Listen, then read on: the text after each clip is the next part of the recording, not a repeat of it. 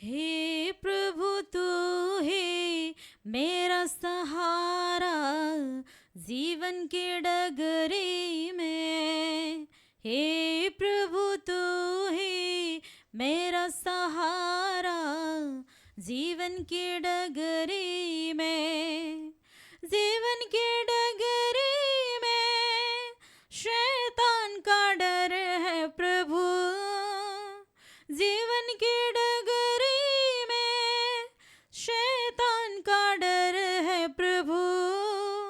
हे प्रभु तू ही मेरा सहारा जीवन के डगरे में।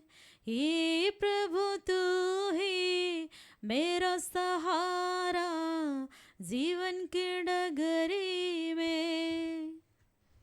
খ্রিস্ট যিশুতে আমার প্রিয়জনেরা, আজকে আপনার কাছে সকালে এই আশীর্বাদী বচন নিয়ে আসছি। এই বাণী শুনে আপনি আজকে আধ্যাত্মিক শক্তি লাভ করবে। আপনার জীবনে খুব প্রিয়জনীয়, আমার জীবনে খুব প্রিয়জনীয় ছিল এই বাণী, তা আপনাকে শেয়ার করছি।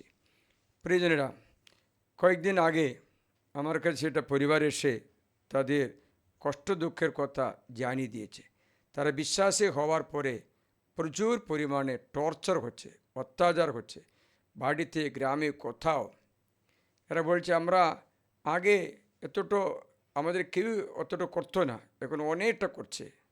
আমি কথা শুনলাম, বললাম দেখো, প্রভু যীশু বলেছেন তারা যার অনুগামী হতে চায় তারা অগ্নি দ্বারা অপমানের হাপড়ে পরীক্ষিত হবে বলেছে। মানে হচ্ছে এটা প্রত্যাশা করতে পারো আপনার জীবনে এই কষ্ট দুঃখ, কি কষ্ট দুঃখের মুক্তিও আমরা জানতে হবে। তাই আরেকজন বললো, ফাদার আমরা প্রার্থনা করি, আপনার প্রার্থনা শুরু করার সময়ে আমাদের 4টে ছাগল মারা গেছে ফাদার। গ্রামের লোকেরা বলছে আমাদের কিছু হচ্ছে, আমরা প্রভুর প্রার্থনা শুরু করেছি, আপনার বাণী শুনে সেখানে আমাদের ক্ষতি করছে। আমি বললাম ও শয়তান তার কাজ করতে শুরু করেছে, আপনি আরও প্রার্থনা শক্তিশালী প্রার্থনা করুন, আপনি বিজয়ী হবে। আপনাকে ডিস্ট্র্যাক্ট অন্য মনস্ক করতে, প্রার্থনা বন্ধ করতে চেষ্টা করছে। আর একটা পরিবারের কথা আপনাকে জানাই, সেই পরিবারের কথা আমাকে শোনালো, আমি ডিরেক্ট জানি না, সেকেন্ড হ্যান্ড নলেজ আছে। একজন আমাকে জানাল, তা মাত্র একটা বই খাতে ও লিখিয়ে রেখেছিল। কথাটা এই যে একটা পরিবারে অনেক অনেক আর্থিক সমস্যা, ভাই বোনের মতো একটা ঝগড়া, কোনো মতো শান্তি নেই। আর বলে আমরা নতুন ঘর করেছি ফাদার, সেই সময় থেকে কোনো মতো এখানে থাকতে পারছে না, পরস্পরে ঝগড়া অশান্তি করছে, আর্থিক সমস্যা, লস হয়ে একদম আমরা বাড়ি বিক্রি করে উপক্রমে চলে এসেছি। কী করা যায় জানি না। ফাদারকে একটা প্রার্থনা শিখিয়ে দিলেন। প্রার্থনা হচ্ছে, প্রভু আমাদের পাপ ক্ষমা করো, আমরা আমাদের পূর্বপুরুষরা পাপ করেছি, আমরা ঈশ্বরের আজ্ঞা লঙ্ঘন করেছি, আমাদের পাপে প্রাপ্য দণ্ড দিও না, আমাদের ক্ষমা করো, ঋণ মাফ করে দাও, আমাদের প্রভুর পথে আসতে এবং খ্রিস্ট যিশুর পথে চলতে কৃপা দান করো, আমরা আমাদের পাপের জন্য অনুতপ্ত। ফাদার বলছেন একটা শুক্রবারে উপবাস করে 7টা নাকি শুক্রবারে প্রার্থনা করো। প্রথম শুক্রবার প্রার্থনা করলো, তখন হঠাৎ একটা সাপ দৌড়ে এসে, গোগ্র সাপ দৌড়ে এসে উঠরানিতে দাঁড়িয়ে ঘরের দিকে মুখ দিয়ে করে শব্দ করলো। তখন দেখলো সাপ, ওরা ওকে তাড়াতে চেষ্টা করে পালিয়ে গেল।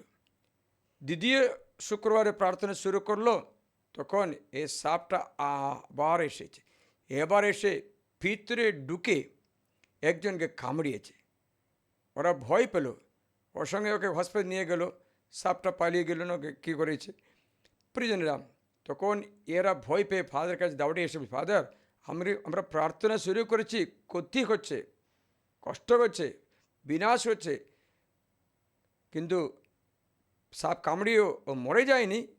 ফাদার বলেছেন শয়তান সর্বশক্তি দিয়ে তোমাদের প্রতিরোধ করতে চেষ্টা করেছে, তোমরা সাহস হারিও না, আবার প্রার্থনা করো।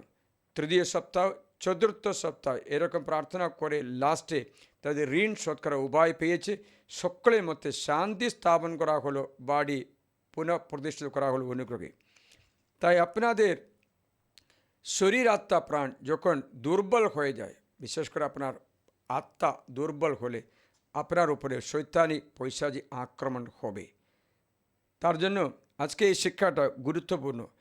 এই আধ্যাত্মিক জীবনে আসা এই লড়াই, এই ঝগড়া, এই লড়াই, এটা সাধু বলছে এই লড়াই হবে, এই লড়াই হবে বলে সাধু শিক্ষাচ্ছে। এফেসীয় অধ্যায় 4 অধ্যায় 6 এফেসীয় 6 অধ্যায়ে আপনি 10 থেকে শুনবে। শেষ কথা, প্রভুতে তার শক্তির প্রতাপে বলবান হো, ঈশ্বরের রণসজ্জা পরিধান করো, ঈশ্বরের রণসজ্জা পরিধান করো, যেন দিয়াবলের সমস্ত চল চাতুরির সামনে দাঁড়াতে পারে। দেখো, দিয়াবলের চল চাতুরি, all the tactics and techniques of Satan, দিয়াবলের চল চাতুরির সামনে দাঁড়াতে পারে। তাই ঈশ্বরের রণসজ্জা পরিধান করতে বলেছে, নাহলে দিয়াবলের এই চল চাতুরি আমরা পড়ে যাই, আমরা কান্নাকাটি করি। তারপর ঈশ্বর বলেছেন কি কি সাধু বলছেন যেন তোমরা কি করতে হয়, কেননা আমাদের সংগ্রাম রক্ত মাংসে কোনো শত্রু বিরুদ্ধে নয়। দেখেছ, আমাদের লড়াই এই পৃথিবীতে যদিও মানুষ দ্বারা আমাদের আক্রমণ করছে, পশু দ্বারা আক্রমণ করছে, কিন্তু লড়াইটা সত্যি পশুর সঙ্গে নয়, মানুষের সঙ্গে নয়। আমাদের লড়াই সংগ্রাম রক্ত মাংসের কোনো শত্রু বিরুদ্ধে নয়, কিন্তু সমস্ত আধিপত্য কর্তৃত্বের বিরুদ্ধে, অন্ধকারময় জগতের অধিপতির বিরুদ্ধে, অর্থলোকের মন্দতার বিরুদ্ধে। এই জন্য ঈশ্বরের রণসজ্জা হাতে তুলে নাও, যেন সেই অধর্মের দিনে প্রতিরোধ করার মতো শক্তি পাবো ও সমস্ত পরীক্ষায় উত্তীর্ণ হয়ে সোজা হয়ে দাঁড়াতে পারো। তাহলে সাধু বলছে এটা লড়াই আছে। সরকারি সাধু অনেকটা বলছে, সত্য কথা বলে, ধার্মিক জীবন যাপন করতে বলছে। তাই আমি বলছি এই লড়াই, এই ঝগড়া, এই অশান্তি, এই মারপিট, এই আর্থিক অনটন হতে পারে। তাই আধ্যাত্মিক জীবন যাপন করে ব্যক্তিদের বিশেষ করে এই শ্রদ্ধা করা উচিত আছে। কেউ কেউ আমাকে বলে, ফাদার আজকে ভালো লাগছে না, আজকে কিছু মনে নেই, ঈশ্বরের সান্নিধ্য অনুভব করতে পারছে না, আজকে আমি ক্লান্ত, আমার ঝগড়া হচ্ছে, রাগ হচ্ছে, আমি কী করছে জানি না। অনেক ব্যক্তিরা আমেরিকা থেকে ফোন করে জানাচ্ছে এরকম করছে। আমি বললাম ঈশ্বরের রণসজ্জা পরিধান করতে, কারণ তোমরা এই লড়াই করছে জগতের কোনো মানুষের বিরুদ্ধে নয়। তাই প্রিয়, একটা গল্প দ্বারা, বাইবেল থেকে একটা গল্প দ্বারা আজকে শিক্ষাটা দিচ্ছি। আজকে শিক্ষা দেওয়ার আমরা সত্যি এ কথা কান দিয়ে শুনবে। আমি আপনাদের প্রথম রাজাবলী গ্রন্থে অধ্যায় 18 এবং 19 এই দুটি অধ্যায়ের কথা শোনায়। প্রথম রাজাবলী 18-19 কথাটা এইরূপে আছে। আহাব নামে একটা রাজা বাস করত। এই আহাব রাজা ইসরায়েলে রাজত্ব করত। সে কিন্তু একটা দুষ্ট মেয়েকে, একটা অন্ধবিশ্বাসী পাপময় জীবন যাপন করা, একটা তন্ত্রমন্ত্র করা একটা ব্যক্তির মেয়েকে বিয়ে করেছে। সেটা করা উচিত না, করা মানা করেছিল, তা শুনল না। তাই কী করে এই মেয়েকে বিয়ে করেছে। এই মেয়েকে কী করেছে জানো, সেটা আপনাকে জানাবো। প্রথম রাজাবলী 16 অধ্যায়ে 30, 31, 32 থেকে শুনলে শোনা যাবে। দেখি, প্রভুর দৃষ্টিতে যা অন্যায় আহাব তেমন কাজই করলেন আহাব রাজা, এমনকি তার আগেকার সকল রাজার চেয়েও তিনি খারাপ ছিলেন। নেবাটের সন্তান জেরোবামের পাপাচরণ অনুকরণ করা তার পক্ষে যথেষ্ট হলো না। তিনি সিদোনীয়দের রাজা ইয়েতবায়ালের কন্যা জেসবেলকে বিবাহ করলেন। বাল দেবতা পূজা করা এত্তুবায়েল কন্যা জেসবেলকে বিবাহ করলেন এবং বায়ালের সেবা করতে ও তার সামনে প্রণিবাদ করতে লাগলেন। এর ফলে এই বাল দেবতা পূজা, আশেরা পূজা ইসরায়েল শুরু করে দিয়েছে। রাজা যেমন রাজা তেমনি প্রজা।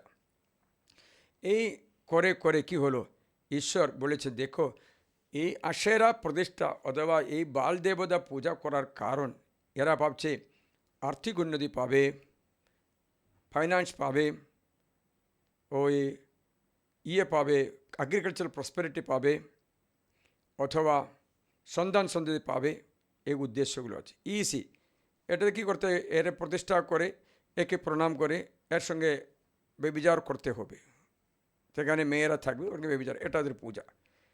কোনো কিছু নিয়মও কিছু নেই, যেমন তেমন এই পূজা করে এরা যা প্রত্যাশা সব উল্টা গেলো, বৃষ্টিও হলো না, ফলপুষ্ট হয় না, উর্বর হলো সকল, দেশে দুর্ভিক্ষ দেখা দিল। 3 বছর 6 মাস বৃষ্টি হলো না। তখন রাজা ক্রুদ্ধ হয়ে এলিয়কে দোষারোপ করল, এলিয়র কারণে এই বৃষ্টি বন্ধ হয়েছে বলেছে। তো এলিয় বলেছেন, আমার কারণে নেই, আমার কারণে নয়, তুমি তোমার দেবতা পূজার কারণে হয়েছে বলেছে।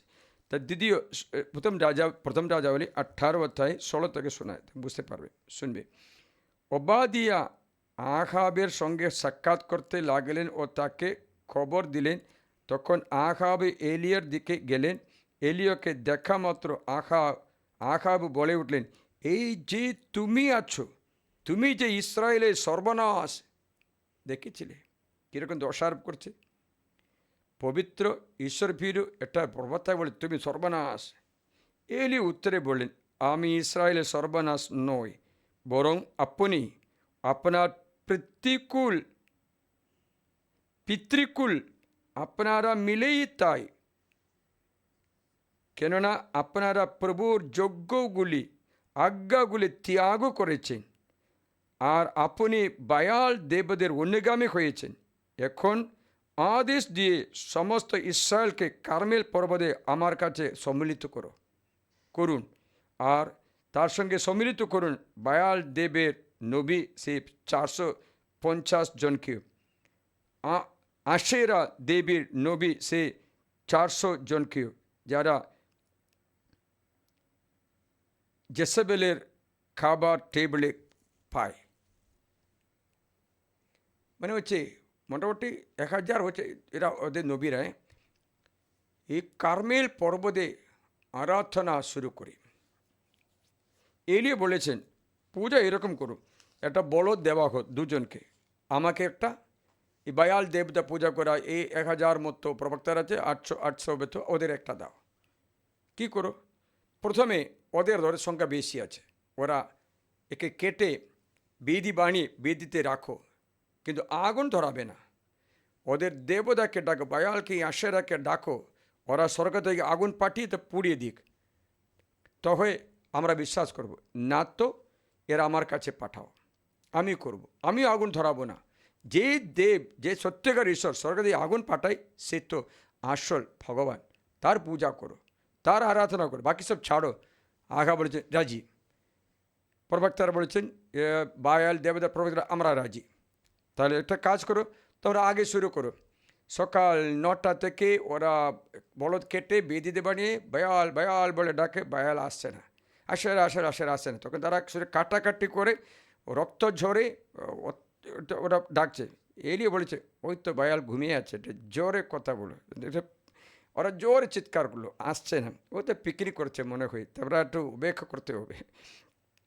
তাই ওরকম 3টে পর্যন্ত সময় দিল, দুপুর 3টে আরাধনা সময়। ইসরায়েল বলির সময় 2 রকম আছে, সকাল 9টা, দুপুর 3টে। দুপুর 3টে বলির সময় তখন এলিও বলেছেন, সবাই আমার কাছে আসো, এ পর্যন্ত আপনার বায়াল দেবতা ঘুমিয়ে গেছে নাকি পিকনিক করেছে, অপেক্ষা করতে পারবো না, আমার কাছে দিনটা চলে যাচ্ছে, আমার কাছে পাঠাও। সবাই এসে এলিও কী করলেন, এলিও বললেন একটা গর্ত বানাও। বেদি বানিয়েছে, বেদি বানার আগে সে কী করে যেন 12টা পাথর নিয়ে এসেছে। সেই পর্যন্ত ইসরায়েল বিভক্ত ছিল, জুদা ইসরায়েল 2টো রাজ্য ছিল। ইসরায়েলে 10টা গোষ্ঠী, জুদাতে 2টো গোষ্ঠী, জুদা এবং বেঞ্জামিন। এই ইসরায়েল পুরা মূর্তি, জেরোবাম রাজা থেকে শুরু করে সকলে মূর্তি পূজা শুরু করে, ঈশ্বর নিন্দা করে, আশেরা প্রতিষ্ঠা করে, বালদেব প্রতিষ্ঠা করে, সমস্ত ধরনের পাপময় জীবনে। তাই এই 2টো বেদি, 2টো হবে না, একটা মাত্র বেদি। তার সূচনা করে 12টা পাথর নিয়ে একটা বেদি বানালে, বেদি যাদেরকে গর্ত কাটালেন, তারপরে বলদ কেটে ওর উপরে রাখলেন, তারপরে বলেছেন জল ঢালো। কেন জল ডালতে বলেছে কেন, কেউ না বলে যায় এলিয়া সূত্র করে কোনো আগুন ধরেছে, না বলে জল ডালো 3 বার জল ডাললো, এমন কালগুলো পুরা জলে ভর্তি হলো, বিধি পুরা জলে ভর্তি হলো, এবং ওই বলদগুলো ভিজা আছে। তখন এলিও প্রভুকে ডাকছে। সে কথা আমরা 18 অধ্যায়ে আমরা 36 থেকে শোনালে বুঝতে পারবে। 36 থেকে শুনে। বলি উৎসর্গের সময় নবী এলিও এগিয়ে এসে বলেন, হে প্রভু, আব্রাহাম, ইসহাক, যাকবের পরমেশ্বর, আজ একথা জ্ঞাত হোক যে ইসরায়েল তুমি পরমেশ্বর। আমি তোমার দাস, তোমার আদেশ সে এ সমস্ত কিছু করেছি। প্রভু, আমাকে সাড়া দাও, যেন এই লোকেরা জানতে পারে যে তুমি, হে প্রভু, তুমি পরমেশ্বর এবং তুমি এদের মন পুনর্জয় করছো। তক্ষুনি 38 তক্ষুনি প্রভুর আগুন নেমে পড়ল এবং আহুদি বলি, কাঠ, পাথর, ধুলা সবই গ্রাস করলো, এবং নালার মধ্যকার সেই জলও ছেটে খেলো। তা দেখে সমস্ত লোক উপুট হয়ে পড়ল। তারা বলে উঠল, প্রভুই পরমেশ্বর, প্রভুই পরমেশ্বর। এলিও বললেন, বায়ালের নবীদের ধরো, তাদের একজনকেও পালাতে দিও না। তারা তাদের ধরলো আর তাদের শেষ করে দিল। সেই সময়ে এত বড় বলি অর্পণ করে এলিও কী করলেন? এলিও আহাব রাজাকে বললেন, তাড়াতাড়ি যাও, বৃষ্টি আসবে এখন। আহাব গেল। আমি এটা আশ্চর্যজনক একটা কথা জানাচ্ছি, সেটা লেখা আছে 46 থেকে 44 থেকে 46 পর্যন্ত। এরা এখান থেকে জেসরেলে গেলেন। জেসরেল এলিও আহাব বললেন, তুমি যাও, নাহলে বৃষ্টিতে ভিজে যাবে। তাই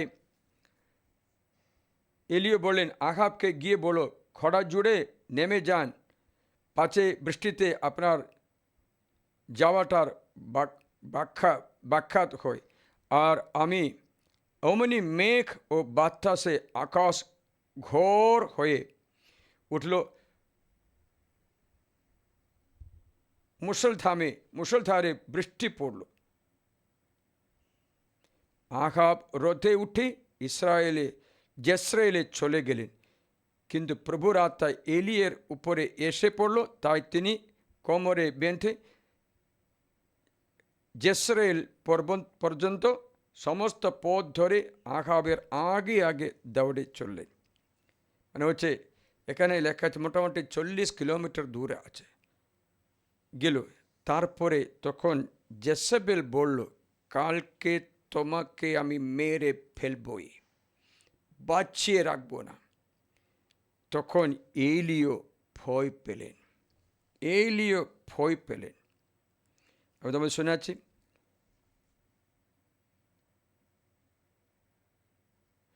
আহাব জেসবেলকে এ সমস্ত কথা জানালেন। তখন জেসবেল দূত পাঠিয়ে এলিয়াকে বলে দিলেন, আগামীকাল এই সময়ের মধ্যে যদি আমি তোমার দশা ওদের একজনের দশার মতো একই দশা না করি, তবে দেব দ্বারা আমাকে এই শাস্তির সঙ্গে আরও বড় শাস্তিও দিন। ব্যাপারটা দেখে এলিও উঠে নিজের প্রাণ বাঁচাবার জন্য পালিয়ে গেলেন। প্রশ্নটি যে এলিও কেন ভয় পেয়েছে? আহাব রাজার সামনে দাঁড়িয়ে থাকা ব্যক্তি, স্বর্গ থেকে আগুন পাঠানো ব্যক্তি, তাকে ধরার জন্য রাজা পাঠিয়েছিল দল, 50 দল। এলিও বলছে, আমি পালাবই না, যদি আমি ঈশ্বর হোক, আগুন নেমে পড়ুক স্বর্গ থেকে, তোমার 50 মেরে ফেলুক বলেছে। সঙ্গে সঙ্গে স্বর্গ থেকে আগুন পড়ে ওই সকলকে আগুন পড়ে মেরে ফেলল। আমি তোমার শুনে যে দ্বিতীয় রাজাবলী 1:9 থেকে শুনবে। দ্বিতীয় রাজাবলী 1:9 থেকে। 2 Kings chapter 1:9। রাজা 50 সৈন্যের সঙ্গে একজন 50 পথিকে এলিয়ের কাছে পাঠিয়ে দিলেন, আর সে তার কাছে গেল ও তাকে একটা পর্বতের চূড়ায় বসা পেল। সে তাকে বলল, এই পরমেশ্বরের মানুষ, রাজা বলছেন, নেমে এসো। এলিয়া উত্তরে দিলেন, সেই 50 পথিকে বললেন, যদি আমি পরমেশ্বরের মানুষ হই, তবে আকাশ থেকে আগুন নেমে এসে তোমাকে তোমার 50 জনকে লোককে গ্রাস করো। আর আকাশ থেকে আগুন নেমে এসে তাকেও তার 50 জনকে গ্রাস করলে। এবার দুবার করলো এটা। এত শক্তিশালী এলিও কেন ভয় পেয়েছে? কেন জেসাবেলের সামনে ভয় পেয়েছে? এখন একটা আধ্যাত্মিক তত্ত্ব আপনাকে শিক্ষাতে চাইছে, আপনারা একথা জানতে পারো। বিশেষ করে ঈশ্বরের সেবা শুশ্রূষা করে ব্যক্তিরা, তোমরা যখন শুশ্রূষা করে তোমাদের আধ্যাত্মিক শক্তি কমে যাবে, নষ্ট হয়ে যাবে। তখন প্রার্থনা চালু করছে, রিট্রিট চালু করছে, কাউন্সেলিং করছে, সব করে করে তোমার আধ্যাত্মিক শক্তি তাদের দিয়ে দিয়ে তুমি শূন্য হয়ে যায়, দুর্বল হয়ে যাবে, স্পিরিচুয়াল পাওয়ার নষ্ট হয়ে যায়। সে সময়ে শয়তান তোমাকে আক্রমণ করে। এখন দেখবেন এলিও একজন, অত প্রতিপক্ষের সামনে এত লোকরা, 800 বেশি নবীরা, রাজারা এক সাইডে, এলিও মাত্র এক সাইডে, এত লড়াই হচ্ছে। যদি এলিও প্রার্থনায় আগুন না আসলে এলিওর জীবনটা শেষ। বুঝতে পারছিলে? এত প্রার্থনা করে সর্বশক্তি দিয়ে প্রভুকে ডাকলেন, প্রভু নেমে এসেছেন। এখন এলিওর শক্তি শেষ, আর আধ্যাত্মিক শক্তি নেই, দিয়ে দিয়ে শেষ করেছে। এই সময় এলিও দুর্বল হয়ে গেছে, স্পিরিচুয়াল পাওয়ার নেই। এলি তার জন্য এই কার্মেল থেকে কার্মেল থেকে কেন পালিয়ে গেল, দৌড়ে গেল জেসরায়েলে? যেতে নেই, জেসরায়েলে 40 কিলোমিটার হেঁটে যাচ্ছে, আরও ক্লান্ত। তখন শয়তান সর্বশক্তি দিয়ে এলিওকে আক্রমণ করে মেরে ফেলতে, জেসবেল দ্বারা। তো জেসবেল একটা মন্ত্র আত্মার প্রতিনিধি আছে। তখন এলিও ভয় পেলেন, কারণ আধ্যাত্মিক শক্তি জিরো। এলিও পালিয়ে গেছে। আমি যখন এটাতে হিসাব করলাম, আপনারা জানাবার জন্য বলছি। এলিও পালিয়ে গেছে, সেখান থেকে কোথায় গেলেন জানো? জেসরেল থেকে এলিও পালিয়ে গিয়ে বেরশিবাতে এসে, জেসরেল থেকে বেরশিবা 160 কিলোমিটার দূর আছে, 160 কিলোমিটার দূরে।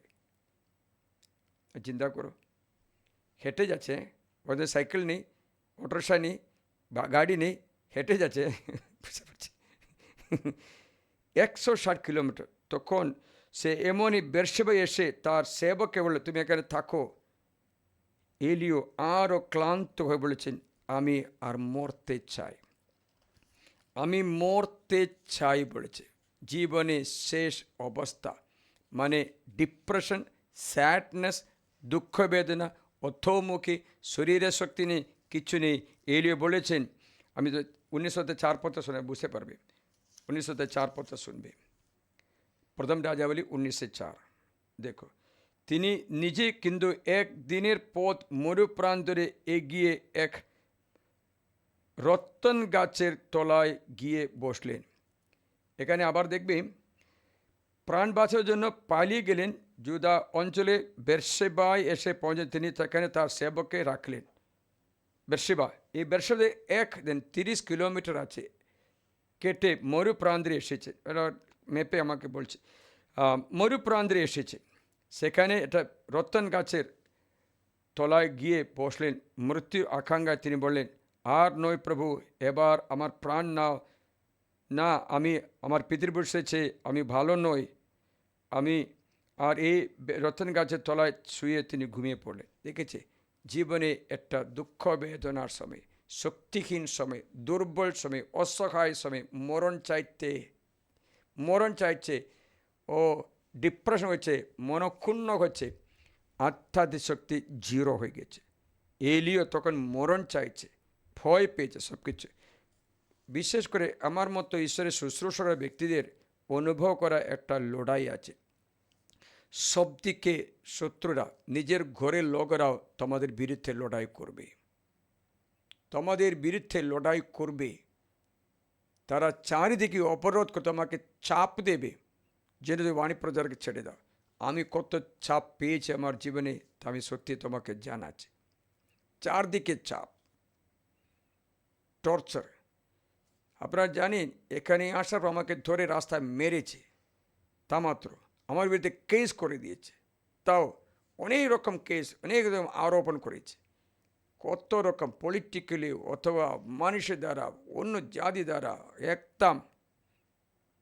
তার জন্য বলছি আধ্যাত্মিক লড়াইতে আপনার শক্তি কমে যাওয়ার সময়গুলো আসবে।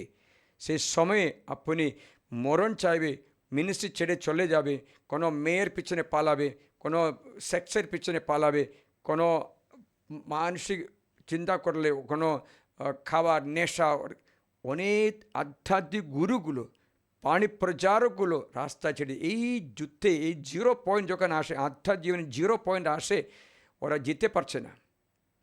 তখনই আপনার কি, আপনার দুটো জিনিস দরকার আছে। একটা হচ্ছে ঈশ্বরের বাণী, দ্বিতীয় হচ্ছে কৃষ্ণপ্রসাদ, তৃতীয় হচ্ছে অভিষিক্ত ব্যক্তির আশীর্বাদ। এটা অবশ্যই আপনি এই সময়ে আপনার দরকার আছে। যাই হোক, না তো আপনি এই রাস্তা ছেড়ে দেবে, এই বাণী প্রচার ছেড়ে দেবে, আপনি নিজেকে নিরাশা হয়ে যাবে। এখানে মরুভূমিতে এসে মরতে চাইছে। ঈশ্বর কী করেছেন যেন? ঈশ্বর ওকে বলেছেন, 7 পদটা শোনাই, 19:7 থেকে শুনুন।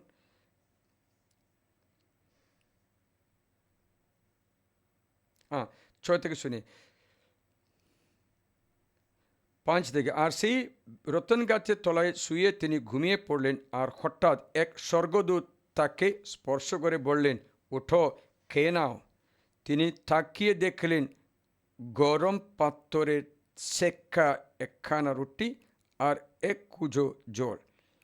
মানে হচ্ছে এত কিলোমিটার, মানে হচ্ছে বেরশেবা থেকে, জেসরেল থেকে বেরশেবা পর্যন্ত 160 কিলোমিটার, বেরশেবা থেকে ওই মরুভূমি পর্যন্ত দেখি কত কিলোমিটার বলছি, বেরশেবা থেকে মরুভূমি 30 কিলোমিটার। এই মরুভূমি থেকে আবার যাবে, যাত্রা করবে কার্মেল থেকে জেসরেল পর্যন্ত 32 নাকি 40 কিলোমিটার, ওখান থেকে আবার বেরশেবা 160 কিলোমিটার, বেরশেবা থেকে মরুভূমি 30 কিলোমিটার। এত হেঁটে ক্লান্ত, মরতে চাইবে না। খাবার নেই, জল নেই, শরীরও দুর্বল, জেসবেলের হুমকি যে মেরে ফেলবো বলে। সব দিকে এলিও ভেঙে পড়েছে। তখন এলিও মরণের জন্য ঘুমিয়েছে। ঈশ্বর কী করলেন? স্বর্গদূত পাঠিয়ে বলেছেন, উঠো, রুটি খাও, জল খাও। এটা আপনি জানতে চাইলে এটাকে বলে কৃষ্ণপ্রসাদ। রুটি খাও, জল খাও, কৃষ্ণপ্রসাদ গ্রহণ, স্বর্গের মান্না গ্রহণ করো, কৃষ্ণপ্রসাদ গ্রহণ করে। এলিও খেলেন, তিনি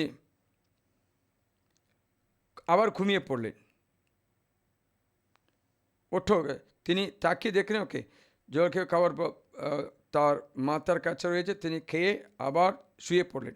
প্রভুর দূত আর একবার তার কাছে এসে তাকে স্পর্শ করে বললেন, ওঠো, খেয়ে নাও, নইলে যাত্রাপথ তোমার পক্ষে বেশি দীর্ঘ হবে।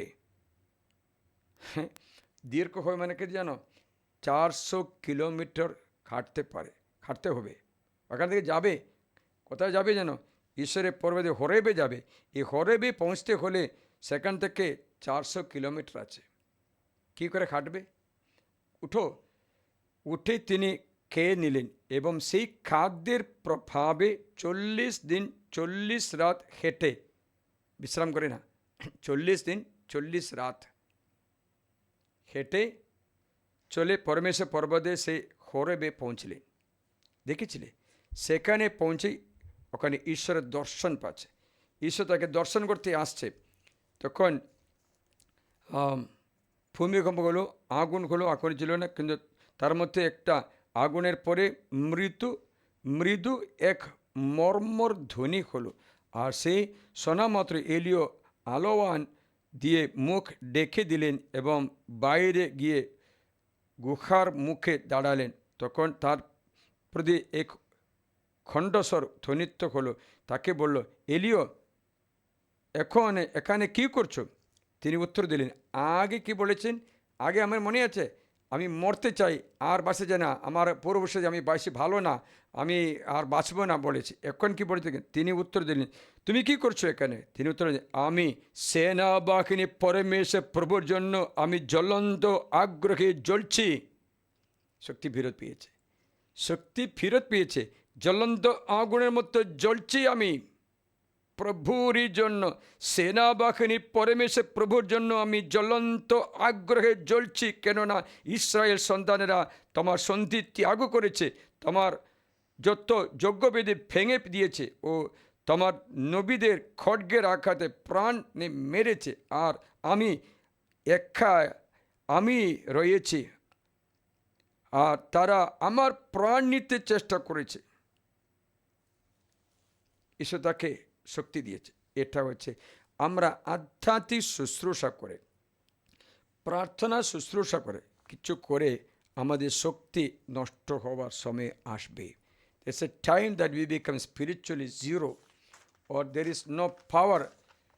তখন এই সময়ে বেশি লোকেরা পাপ করে, স্বর্গীয় পথ ছেড়ে দেয়, নিরাশা হয়, অসুস্থ হয়, খারাপ পথে চলে, ফেবিজার করে, নেশাবান করে, সমস্ত প্রভুর পথ ছেড়ে দেই, সব কিছু হয় এই সময়।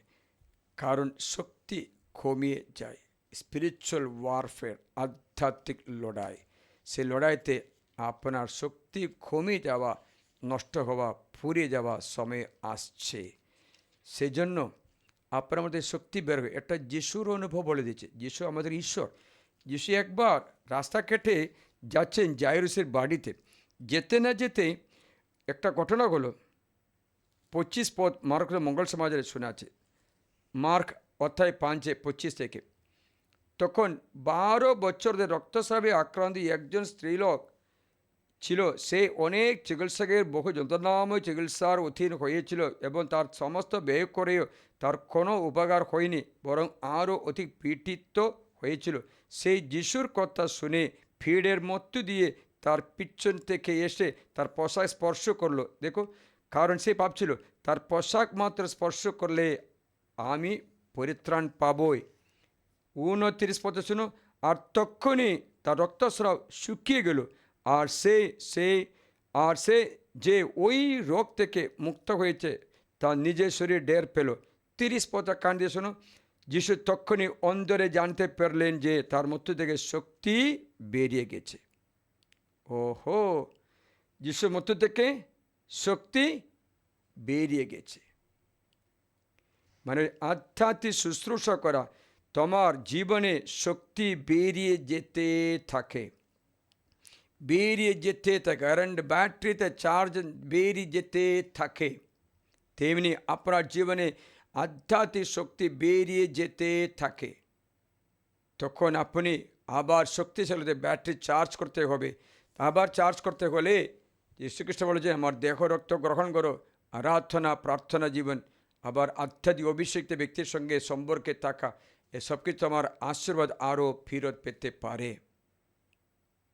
এই সময়ে অনেক ব্যক্তিরা ভেঙে পড়ে, নিরাশা হয়, আমি আর কাজ করব না, আমি কেন আমার জীবন নষ্ট করব, কোথায় গিয়ে খেয়ে ভালো মতো জীবনযাপন করব, একটু ফ্রি থাকবো এখানে। এত কখনো আমার মনে এরকম চিন্তা আসলো, জেলারকালিতে চলে যাবো চিন্তা। আজকে একজন ফোন করে বললো, আপনি জেলারকালিতে আছেন নাকি? চলে গেছে কেউ বলেছে। আমি জেলারকালিতে চলে যাইনি, এখনও আছি। অনেক ব্যক্তিরা আমাকে এখানে ছাড়িয়ে দিতে চেষ্টা করছে কিনা জানি না, এখনও আছি। যাই হোক প্রিয়জনরা, কখনো মনে পড়ে সবটা ছেড়ে দিয়ে চলে যাব, কারণ এই সংকট, এই আধ্যাত্মিক স্ট্রাগল আমি অনেক অনুভব করেছি। তার জন্য শিক্ষাটা আমার জীবন শিক্ষা দিয়েছে। আমি অনেকবার দেখলাম, কি জানো, শুশ্রূষা করার সময় কিছু না কিছু ঘটনা দেখতে পেয়েছিলাম। আমি চপড়া যখন কাজ করতে যাই, বাণী প্রচার করতে যাই, ফিরে আসলে ছাগল মরে যায় না গরু মরে যায়।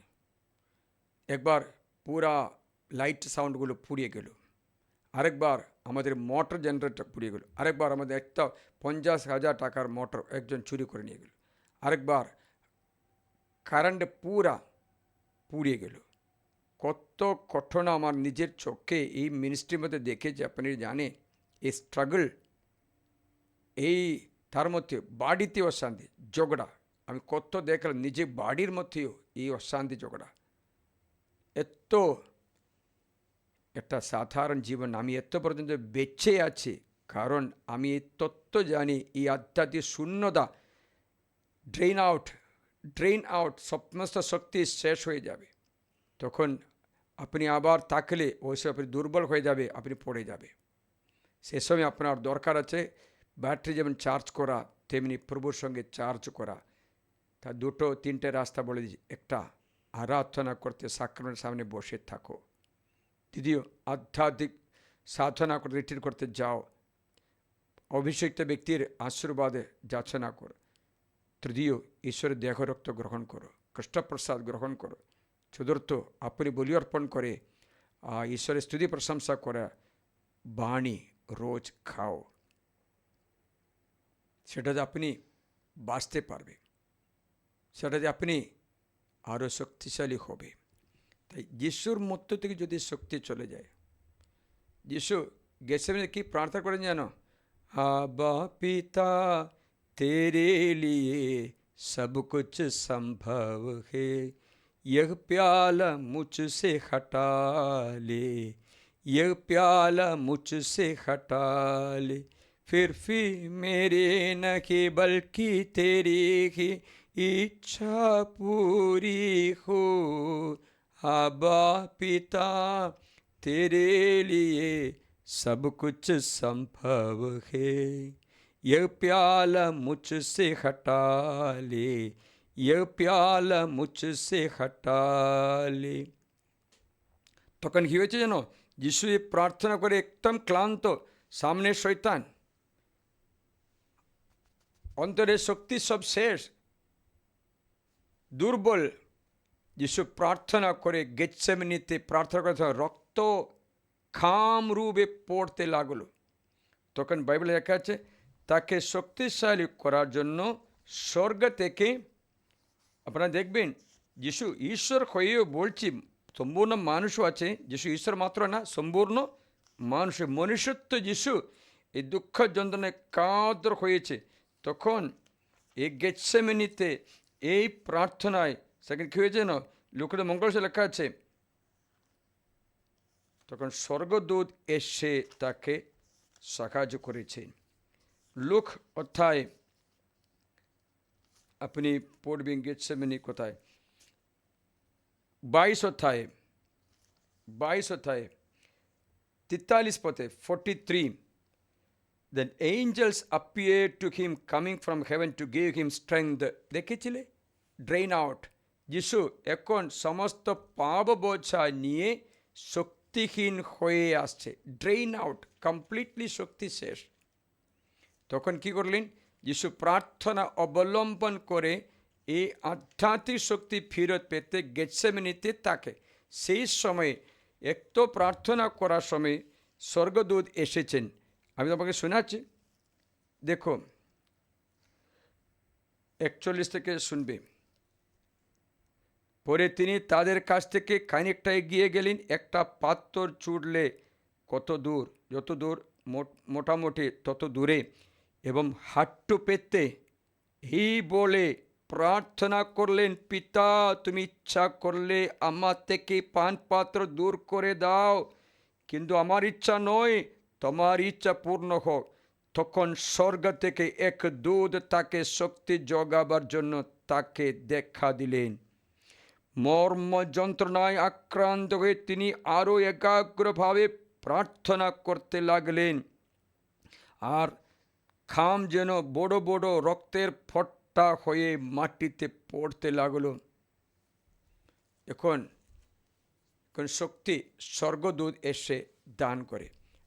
আপনাদের কুটুম্ব জীবনে, আপনাদের দাম্পত্য জীবনে, সন্ন্যস্ত জীবনে, পুরোহিতের জীবনে, যাজকীয় জীবনে, একগ্রস্ত জীবনে সময় আসতে পারে আপনি আধ্যাত্মিক শক্তি ড্রেন আউট, একদম শূন্য, শক্তি চলে যায়। অনেক কারণ খুবই শক্তি চলে যায়, আমি এখন এই ভিডিওতে বলবো না, অনেক কারণ শক্তি চলে যায়, কিন্তু শক্তি চলে যাওয়ার সময় আসে। তখন অনেক ব্যক্তিরা ওই সময়ে নিরাশা হয়, ওই সময় খারাপ কাজ করে, ওই সময়ে কোনো তো জাগতিক জিনিসের মধ্যে আসক্ত হয়ে যায়, যেমন কোনো মোবাইলে, কোনো নারী পিছনে, কোনো সেক্সের পিছনে, কোনো হস্তমৈদন করতে, কোনো মদ্যপান করতে, কোনো ভিডিও দেখতে, কোনো সিনেমা দেখতে, অন্যরকম ওরা এই টেনশনে পড়ে যায়, দুর্বল হয়ে যায়, দুর্বল হয়ে যায়।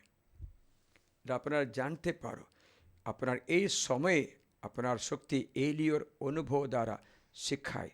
এই জীবনে এই দুঃখ বেদনা, যিশুর হয়েছে, ঈশ্বর হয়ে সম্পূর্ণ মানুষ ছিল, ঈশ্বর মাত্র না, সম্পূর্ণ মানুষ। তো মনুষ্যতে যিশু সম্পূর্ণরূপে সহন করলেন। এই সহনে এত শক্তি নষ্ট হয়ে গেছে, তখন স্বর্গদূতরা এসে তাকে শক্তি জোগালেন। আপনারা দেখবেন ক্রুশে যাত্রায় যিশুর প্রথম চতুর্থ স্থানে নাকি মা মারিয়ার সাক্ষাৎ দেখেছিলেন। সেই সময়ে মা মারিয়া এসে যিশুকে শক্তি দিয়েছে।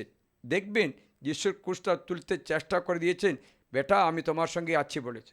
ওই মা সাহস ধরছি, অপেক্ষা করো, আমি সম্পূর্ণ করবো বলে উঠে যিশু আবার ক্রুশ নিয়ে যাচ্ছে, অনেক ভারী ক্রুশ নিয়ে যাচ্ছে। আবার দ্বিতীয় পথন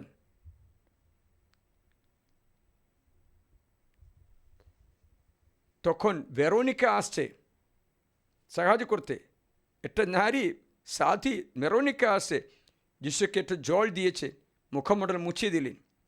তৃতীয় পথন সিমন এসেছে সাহায্য করতে। মনে হচ্ছে আমাদের আধ্যাত্মিক জীবন একটা যাত্রা মতো আছে। এই ক্রুশের পর ধ্যান করলে বোঝা যাবে, আর পড়ে যাবে, উঠবে, পড়ে যাবে। এই সময়ে শক্তি দরকার। অভিষিক্ত ব্যক্তির অনুগ্রহ অথবা আশীর্বাদ এবং প্রার্থনা জীবন এবং ধ্যান, নির্জন ধ্যান আপনার জীবনে দরকার আছে, দরকার আছে। এই সময়ে আপনি একা খাটবে না, একা খাটলে আরও নিরাশা হয়ে যাবে, আর বলবে আমি বাণী প্রচার করবো না, আমি চলে যাব বলছে, বলতে পারে, মরণ চাইতে পারে, অনেক ডিপ্রেশন আসবে, অনেক রাগ আসবে, কারণ আধ্যাত্মিক শক্তি জিরো। দেখবেন এই মোবাইল সবসময় দেখা ব্যক্তির জীবনে আধ্যাত্মিক শক্তি জিরো আছে, এরা অনেক তাড়াতাড়ি রোগী হয়ে যাবে। আমি আজকে একজন বললাম, তুমি 24 ঘন্টা মোবাইল দেখছো, মোবাইল বন্ধ করে অফিসে জমা দাও বলেছে, রিট্রিট করতে বলেছে। কারণ আবার রোগী হচ্ছে, দেখতে পেয়ে পাগল হয়ে এখানে নিয়ে এসেছিল, আবার এ পাগল করতে শুরু করছে, বুঝতে পারছিলে? আজকে ধমক দিয়ে বললাম, এই মোবাইল ছাড়ো, রিট্রিট করতে যাও বলেছে। কারণটা কি? এই আবার শয়তান তাকে দখল করতে পারে প্রিয়জনেরা। তার জন্য আজকে একটা সাধারণ একটা নেই জীবনে, এই শিক্ষা আপনার প্রয়োজনীয় আছে। আপনার জীবনে অনেক হতে পারে মানসিক রোগ, অসুস্থতা, স্বামীর সঙ্গে ঝগড়া, আপনি ক্লান্ত হয়ে পড়েছে, স্বামী অবিশ্বস্ত বা স্ত্রী অবিশ্বস্ত, বা স্ত্রী তোমাকে ঠকাচ্ছে, অথবা বাড়িতে টেনশন, কোনো চাকরি পাচ্ছে না, ছেলে চাকরি নষ্ট করেছে, অথবা কোনো কিছু আর্থিক অনটন থাকবে, আপনি ড্রেন আউট হতে পারে, শক্তিহীন হতে পারে। সেই সময়ে আপনি মনে রাখবেন আপনি অনেক শৈতানিক আক্রমণে বিধেয় হতে পারবে। তার জন্য ঈশ্বর বলছে সে সময়ে আপনারা সত্যি আধ্যাত্মিক শক্তি ধারণ করতে প্রার্থনা, কৃষ্ণপ্রসাদ গ্রহণ করা, বাইবেল খাওয়া বলছি, আবার বাইবেল পড়া না, বাইবেল খেতে হবে। ছিঁড়ে খেতে বলেনি, বাইবেল বচনগুলো ধ্যান করে অন্তরে আপন করে নেওয়া। বাইবেল পৃষ্ঠা চিড়ে খেতে আমি বলিনি, বাইবেল খাওয়া মানে চাকতে রাখো, টেস্ট অ্যান্ড সি। এসিকেলের মতো 2 অধ্যায় লেখা আছে, এসিকেল বাইবেল খেলো, তিক্ততা মিষ্টতায় পরিণত হলো। আসুন আমরা প্রার্থনা করি, এখন আমরা এই আধ্যাত্মিক এই ড্রেন আউট, এই ড্রপ আউট, এই শক্তিহীন, কারণ যিশুর শরীরে শক্তি বের হয়ে যিশু জানতে পেরেছে। আমরা জানতে পারি কখন শক্তি বের হয়, আমরা ক্লান্ত হয়ে পড়ি, আমরা অসুস্থ হয়ে পড়ি, তখন আমরা বুঝতে পারছি শক্তি কম আছে। তখন আপনারা রিট্রিট করতে আসবেই, নবীকরণ করবে। আপনারা ড্রেন আউট অবস্থায় আর বেশি থাকবেন, আরও খারাপ হয়ে যাবে জীবন। সেটা আপনার দরকার শক্তিশালী ঈশ্বরের বাহুর অধীনে নীরবে থাকা। পিতৃদার বলেছে তো শক্তিশালী ঈশ্বরের বাহুর অধীনে নীরবে থাকো, মানে ব্যাটারি আবার চার্জ করতে থাকো, ব্যাটারি আবার কানেক্ট করে দাও কারেন্টের সঙ্গে, তেমনি আপনার আধ্যাত্মিক জীবন যিশুর সঙ্গে কানেক্ট করে দাও, আপনি আরও শক্তি পাবে। আসুন আমরা প্রভুর আরাধনা করি। यीशु तो राजा है, शांति का राजा है, जितना महान है तुम उतना ही दयालु भी है, जितना महान है तुम उतना ही दयालु भी है।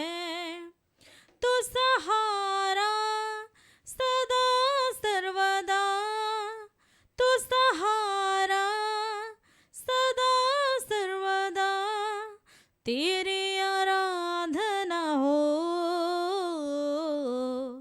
तेरी आराधना हो, तेरी आराधना हो, तेरी आराधना हो। यीशु तो स्वामी है, सब कुछ का मालिक है, संजीवन जल के समान सांत्वना देता रहा है। आत्मदाता आनंददाता, आत्मदाता आनंददाता, तेरी आराधना हो, तेरी आराधना हो, तेरी आराधना हो, तेरी आराधना हो। यीशु तो प्रभु है, जीवंत ईश्वर है, अमर प्रेम है तुम, आनंद जीवन तू ही है। यीशु तो प्रभु है, जीवंत ईश्वर है, अमर प्रेम है तुम, आनंद जीवन तू ही है। तो सृष्टि करता संभालने वाला, तो सृष्टि करता संभालने वाला, तेरी आराधना हो, तेरी आराधना हो। शक्ति धारण करे यीशु के देखे, तेरी आराधना हो, तेरी आराधना हो। यीशु तो मसीहा है, ईश्वर का मेमना है, सर्वोच्च प्रभु है, दुखियों से दूर नहीं है। यीशु तो मसीहा है, ईश्वर का मेमना है, सर्वोच्च प्रभु है, दुखियों से दूर नहीं है। पाप हर लेता, शुद्ध करता, पाप हर लेता, शुद्ध करता, तेरी आराधना हो, तेरी आराधना हो, तेरी आराधना हो, तेरी आराधना हो। यीशु तो राजा है, शांति का राजा है, जितना महान है तुम उतना ही दयालु भी है। तो सहारा सदा सर्वदा, तो सहारा सदा सर्वदा, तेरी आराधना हो, तेरी आराधना हो। আমাদের জীবনে সবকিছু সমর্পণ করি, এই সাক্রামেন্টের আরাধনায় আপনার শক্তি অনুগ্রহ দ্বিগুণ হয়। এইখান থেকে রশ্মি, জীবন্ত রশ্মি আপনার অন্তরে প্রবেশ করে, জীবন্ত রুটে প্রবেশ করে আপনার থকাওয়াট, আপনার দুঃখ বেদনা, আপনার ক্লান্তি দূর করে, আপনার দুর্বলতা শক্তিতে বলবান হয়ে পরিণত হয়। প্রভু যিশু আরাধনা তার পবিত্র ক্রুশে চিহ্ন করে আপনার আশীর্বাদ করে প্রার্থনায় আপনার দুর্বলতা দূর হয়ে যায়, আপনার দুরবস্থা ভয় ভীতি দূর হয়, মরণের ইচ্ছা দূর হয়, আপনার डिप्रेशन, सैडनेस, दुख वेदना, अधोमुखी व्यथा, वेदना आज খ্রিস্ট যিশুর শক্তিতে দূর হয়ে যায়। আশীর্বাদ করি, প্রার্থনা করি, অভিষিক্ত যীশু খ্রিস্টের নামে তুমি আরও বলবান হো, পবিত্র আত্মার শক্তিতে শক্তিমান হো, জীবনে দুর্বলতা জয় করা এই অনুগ্রহ, এই অভিষেক আপনার উপরে বর্ষিত করে আপনার পরিবার, আপনার ঘরের, আপনার দাম্পত্য জীবনে, একগ্রস্ত জীবনে, মিনিস্ট্রি লাইফে যে তক্কাওয়াট আসে, রুখাওয়াট আসে, সব কিছু দূর করে। Jesus Christ helps you to cast out all your worries. यीशु जैसे हम प्रार्थना करना है, संकट के समय में हमको प्रभु को पुकारना है। यीशु, you are the Lord. In our times of crisis we come to you. We read your holy word. We eat your body. We enjoy your life. We get the power back. আমাদের শক্তি ফেরত পায়, পুনরায় পায়, অভিষেক পুনরায় পায়, শক্তি পুনরায় পায়। কৃষ্ণ আরাধ্য নামে আশীর্বাদ করি, প্রার্থনা করি। ও চারিদিকে আসা শয়তানের প্রলোভন থেকে রক্ষা পায়, চারিদিকে আসা সমস্ত তরবারি অগ্নিবাণ নির্বাসিত হোক। যীশু খ্রিস্টের নামে তুমি শক্তি ধরো, আশীর্বাদ করি প্রভু যিশুর পরম পবিত্র নামে, আমিন। Hallelujah, hallelujah, hallelujah, hallelujah, hallelujah. Hallelujah. হাঁটুপাত করি, পবিত্র সাক্রামেন্টের এই আশীর্বাদ গ্রহণ করো। যিশু তোমাকে শক্তি দেবেন। সর্বশক্তিমান ঈশ্বর, আজকে কোনো আসক্তি থেকে মুক্ত করে দিন, আজকে কোনো দুর্বলতা মুক্ত করে দিন। সর্বশক্তিমান ঈশ্বর, সমস্ত পৈশাচিক বন্ধন থেকে মুক্ত করে দিন। মোবাইল আসক্তি, মিডিয়া আসক্তি, ব্যভিচার দুর্ভূত দূর করতে, অথবা সমস্ত শরীরের দুর্ব্যবহার, মদ্যপান আসক্তি, ঝগড়া অশান্তি, অথবা হিংসা ঈর্ষার আসক্তি দূর হয়ে যায়। খ্রিস্ট যিশুর নামে আশীর্বাদ করে এই মুহূর্তে আপনার হৃদয়ে শক্তি ঈশ্বর জাগান। আপনার পরিবারকে, আমার পরিবার যীশু খ্রিস্টের রক্তে ঘিরে রাখে, তাদের সকলে পাপের মোচনে আশীর্বাদ যাচনা করে, শোনো করে যাচনা করে, করুণাময় যিশু তার এই পবিত্র চিহ্ন দ্বারা, এই ক্রুশ দ্বারা আপনার জীবন আশীষমণ্ডিত করুন, আপনার শরীর পরিশুদ্ধ করুন, আপনার আত্মা পরিশুদ্ধ করুন, পিতা ও পুত্র ও পবিত্র আত্মার নামে आमीन। हे परम पवित्र ईश्वरीय संस्कार, प्रति मुहूर्ते प्रशंसा धन्यवाद तुम्हारी हो। पिता ও পুত্র পবিত্র আত্মা জয় হোক। যেমন আদিতে হয়তো এখন তেমনি হয়, আম যুগে যুগে চিরকাল হবে, আমেন। हे परम पवित्र ईश्वरीय संस्कार, प्रति मुहूर्ते प्रशंसा धन्यवाद तुम्हारी हो। पिता पुत्र पवित्र आत्मा जय হোক। যেমন আদিতে হয়তো এখন তেমনি হয়, আম যুগে যুগে চিরকাল হবে, আমেন। उसकी महिमा करो, बंधन टूट जाएंगे, मेरा यीशु मौजूद है यहाँ। उसकी महिमा करो, बंधन टूट जाएंगे, मेरा यीशु मौजूद है यहाँ। वो मौजूद है यहाँ, वो मौजूद है यहाँ, वो मौजूद है यहाँ, वो मौजूद है यहाँ। ना तो कमजोरी है, नया बल पाएगा, वो तेरा हौसला, तेरी हिम्मत है। वो जितनी कमजोरी है, नया बल पाएंगे, मेरा यीशु मौजूद